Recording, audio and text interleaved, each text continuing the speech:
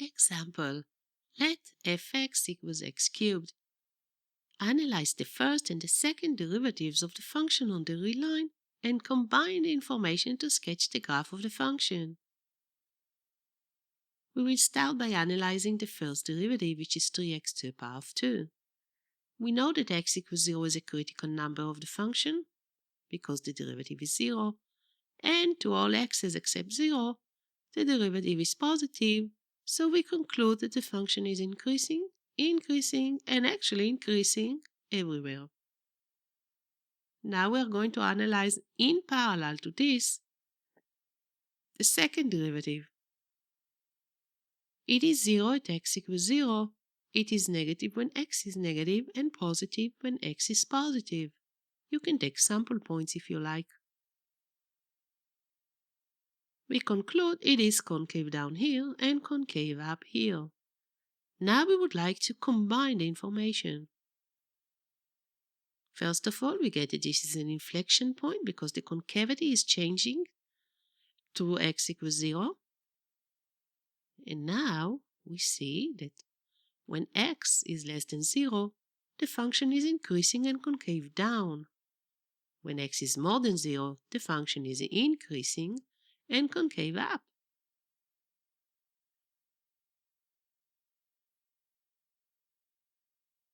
And we get the graph has exactly the shape like this one. You can add up, obviously, some points on the graph. For example, the intercept. F of 0 is 0, so indeed, this looks like the graph of x to the power of 3.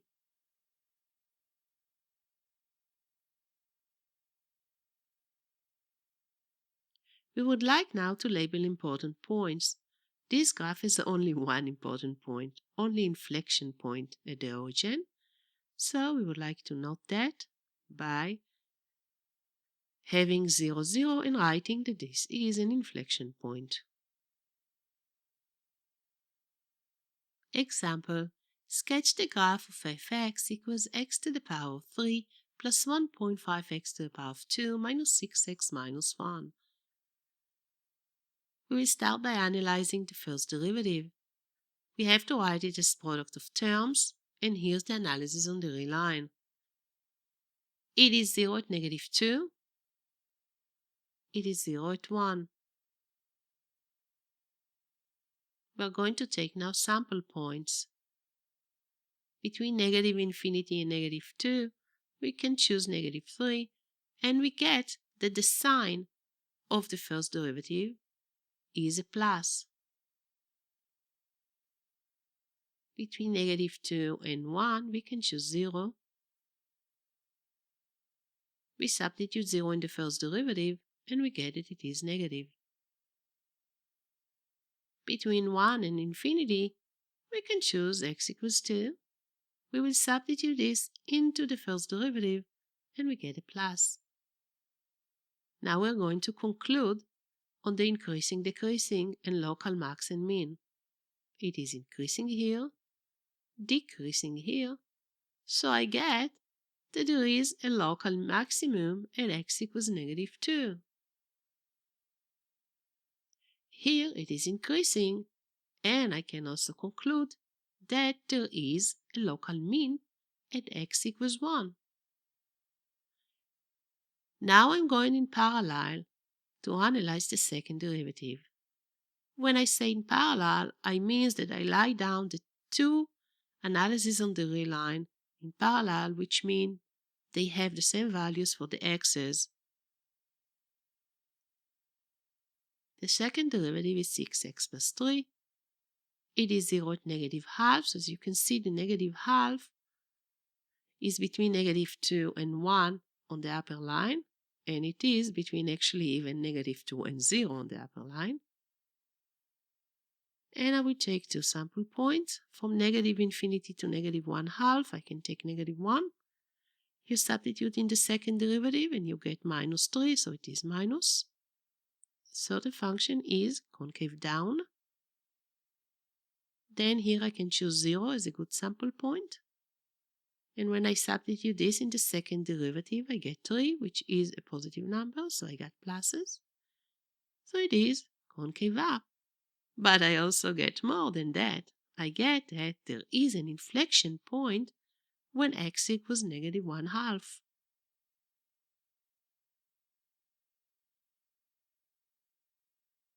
So as you can see, I really do everything in parallel, and you will see why in the next step. Before I continue, I would like to use the second derivative test just to recheck my chart. The graph must concave up at a local minimum, and it is. Look at x equals 1.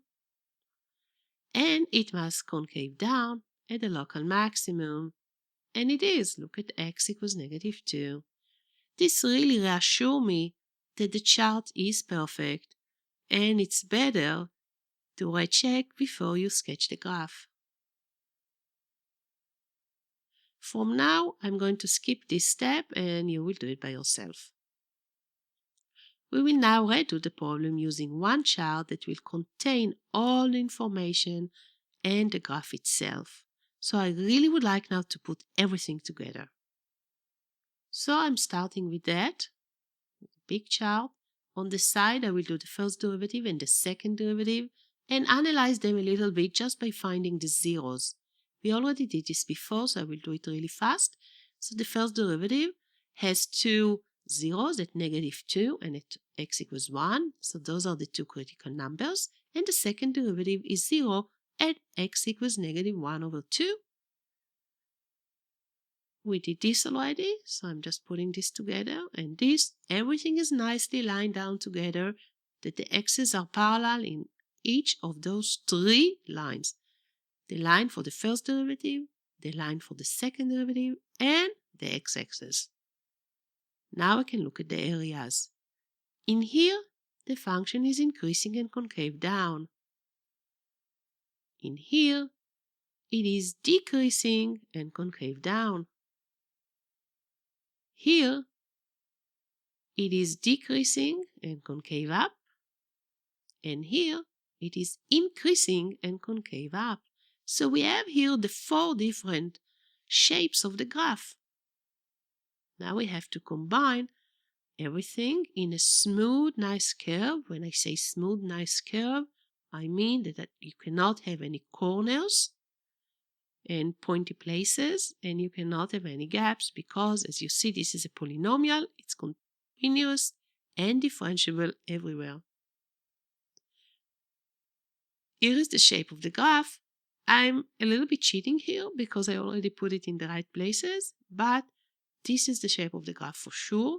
We don't know if it's a little bit more stretchy or if it goes down more or goes up more because we still didn't put any coordinates, but this is the shape of the graph. We are going to label important points. Here is the local max. Here is an inflection point, and here's the local mean.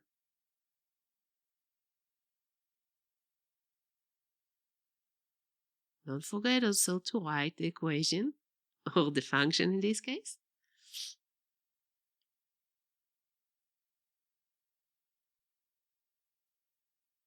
Now I'm going to finish the graph by actually putting this in the right place. I would like really to find the point for the local maximum, inflection point, and local minimum. Till now I only have the x value of the point. To find the point, I need to find also the y coordinate by substituting the x value into f of x. It's a little bit of algebra here.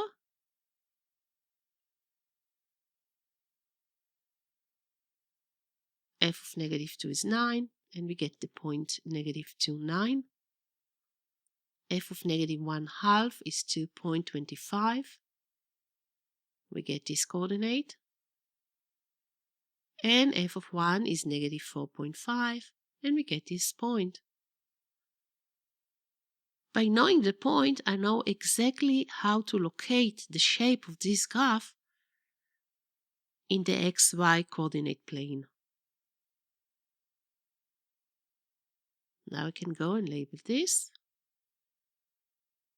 And this is a complete graph.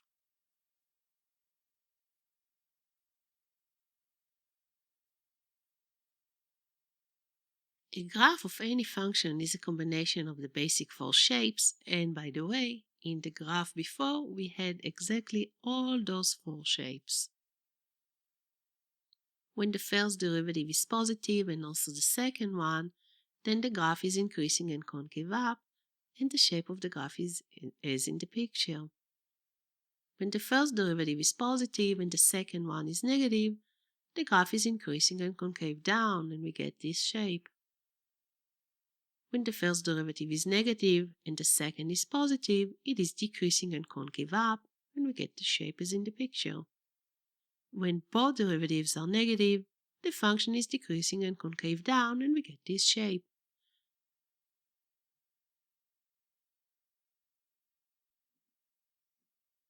Sketching the graph of a polynomial. The domain of polynomials is the set of all real numbers. Polynomials are continuous and differentiable for any value of x. First and second derivatives and their zeros, this is the first step. And then we are going to do a parallel analysis, meaning they line up the values of the x's to match of the first and the second derivative on the real line to find all the following: increasing, decreasing, concave up or concave down, local maximum and minimum, and inflection points. Then we have to evaluate all the important points. The important points are local max and min and inflection points. Then we have to connect the points with a smooth curve. A smooth curve is a curve that does not have any pointy places or corners or gaps, and label your graph and all important points. Another example. Sketch the graph of the function x to the 4 over 4 minus x. The first derivative is x cubed minus 1, and it is 0 at x equals 1, so we have one critical number, which is x equals 1. The second derivative is 3x to the power of 2, which is 0 when x equals 0. Be careful. Do not call this inflection point, because first of all, it's not a point, and second, I still don't know. Coordinates to evaluate. When x equals 0, we get 0, 0, and when x equals 1, we get the point 1, negative 3 over 4.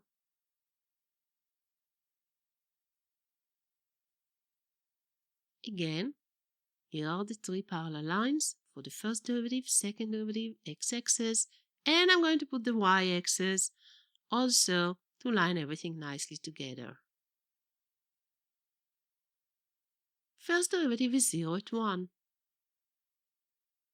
We are going to check that by a sample point, and we get that this is negative. So the function is decreasing between negative infinity and 1. Here it is increasing because we get a plus. We also get that there is a local minimum when x equals 1.